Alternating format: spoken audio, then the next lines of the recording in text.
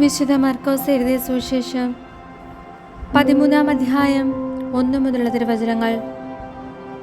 ദേവാലയത്തിന്റെ നാശത്തെക്കുറിച്ച് പ്രവചനം.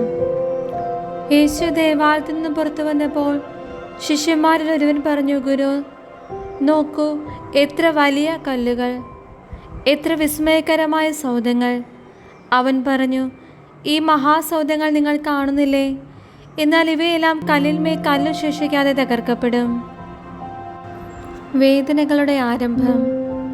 അനന്തരം അവൻ ഒലിവുമലയെ ദേവാലയത്തിന് അഭിമുഖമായിരിക്കുമ്പോൾ പത്രോസും യാക്കോബും യോഹന്നാനും അന്ത്രയോസും അവനോട് സ്വകാര്യമായി ചോദിച്ചു, ഇതെന്നു സംഭവിക്കുമെന്നും ഇവയെല്ലാം പൂർത്തിയാകാൻ തുടങ്ങുമ്പോൾ അടയാളം എന്തായിരിക്കുമെന്നും ഞങ്ങളോട് പറയുക. യേശു അവരോട് പറഞ്ഞു, ആരും നിങ്ങളെ വഴിതെറ്റിക്കാതിരിക്കാൻ സൂക്ഷിച്ചുകൊള്ളുവിൻ. ഞാനാണെന്ന് പറഞ്ഞ പലരും എൻ്റെ നാമത്തിൽ വരും. അവർ അനേകരെ വഴിതെറ്റിക്കും. നിങ്ങൾ യുദ്ധങ്ങളെപ്പറ്റി കേൾക്കും, അവയെപ്പറ്റി കിംവദന്തികളും. അപ്പോൾ നിങ്ങൾ അസ്വസ്ഥരാകരുത്, ഇതെല്ലാം സംഭവിക്കേണ്ടതാണ്. എന്നാൽ അപ്പോഴും അവസാനമായിട്ടില്ല. ജനം ജനത്തിനെതിരായും രാജ്യം രാജ്യത്തിനെതിരായും തല ഉയർത്തും. പല സ്ഥലങ്ങളിൽ ഭൂകമ്പങ്ങളും ക്ഷാമങ്ങളും ഉണ്ടാകും. ഇതെല്ലാം ഈറ്റുനോവിൻ്റെ ആരംഭം മാത്രം. നിങ്ങൾ ജാഗരൂകരായിരിക്കുവിൻ. അവർ നിങ്ങളെ ന്യായാധിപ സംഘങ്ങൾക്ക് ഏൽപ്പിച്ചു കൊടുക്കും. സിനഗോഗുകളിൽ വെച്ച് നിങ്ങളെ പ്രഹരിക്കും. ദേശാധിപതികളുടെയും രാജാക്കന്മാരുടെയും മുൻപാകെ എനിക്ക് സാക്ഷ്യം നൽകാൻ നിങ്ങൾ നിൽക്കും. എന്നാൽ ആദ്യം എല്ലാ ജനതകളോടും സുവിശേഷം പ്രസംഗിക്കപ്പെടേണ്ടിയിരിക്കുന്നു. അവർ നിങ്ങളെ ഏൽപ്പിച്ചു കൊടുക്കാൻ കൊണ്ടുപോകുമ്പോൾ എന്തു പറയണമെന്ന് വിചാരിച്ച് ഉത്കണ്ഠാകുലരാകേണ്ട. ആ സമയത്ത് നിങ്ങൾക്ക് ലഭിക്കുന്നതെന്തോ അത് സംസാരിക്കുവിൻ. നിങ്ങളല്ല, പരിശുദ്ധാത്മാവായിരിക്കും സംസാരിക്കുക. സഹോദരൻ സഹോദരനെയും പിതാവ് പുത്രനെയും മരണത്തിന് ഏൽപ്പിച്ചു കൊടുക്കും. മക്കൾ മാതാപിതാക്കന്മാരെ എതിർക്കുകയും അവരെ വധിക്കുകയും ചെയ്യും. എൻ്റെ നാമത്തിൽ പ്രതി നിങ്ങളെല്ലാവരും ദ്വേഷിക്കും. അവസാനം വരെ സഹിച്ചു നിൽക്കുന്നവൻ രക്ഷ പ്രാപിക്കും. ഭീകര ദുരിതങ്ങളുടെ കാലം. വിനാശത്തിൻ്റെ അശുദ്ധ ലക്ഷണം നിൽക്കുരുതാത്തടുത്ത് നിൽക്കുന്നത് നിങ്ങൾ കാണുമ്പോൾ വായിക്കുന്നവൻ ഗ്രഹിച്ചു കൊള്ളട്ടെ. യൂദയായിലുള്ളവർ പർവ്വതങ്ങളിലേക്ക് പലായനം ചെയ്യട്ടെ. പുരമുകളിലായിരിക്കുന്നവൻ താഴെ ഇറങ്ങുകയോ വീട്ടിൽ നിന്ന് എന്തെങ്കിലും എടുക്കാൻ അകത്ത് പ്രവേശിക്കുകയോ അരുത്.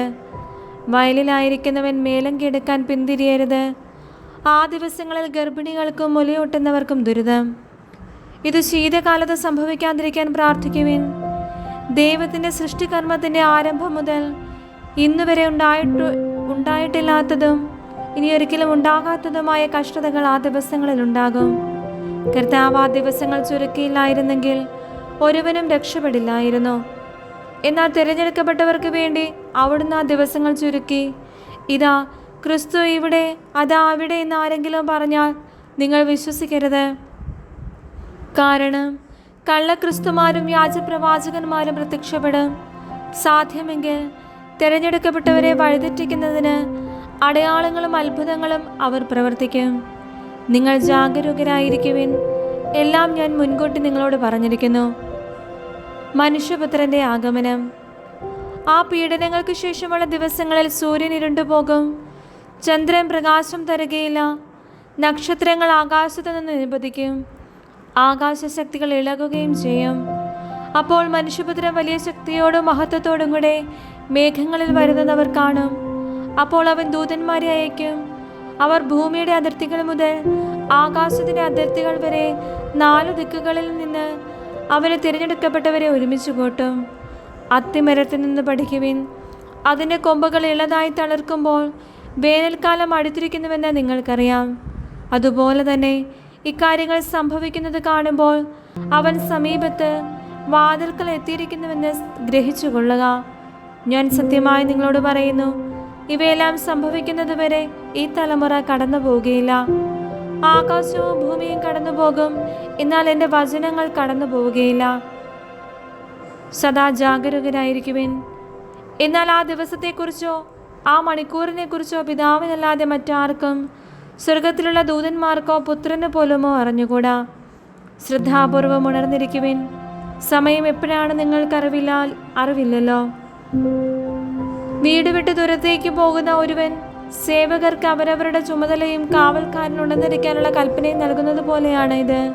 ആകയാൽ ജാഗരൂകരായിരിക്കുവിൻ. എന്തെന്നാൽ ഗൃഹനാഥൻ എപ്പോൾ വരുമെന്ന് സന്ധ്യയ്ക്കോ അർദ്ധരാത്രിക്കോ കോഴി കൂവുമ്പോഴോ രാവിലെയോ എന്ന് നിങ്ങൾക്കറിഞ്ഞുകൂടാ.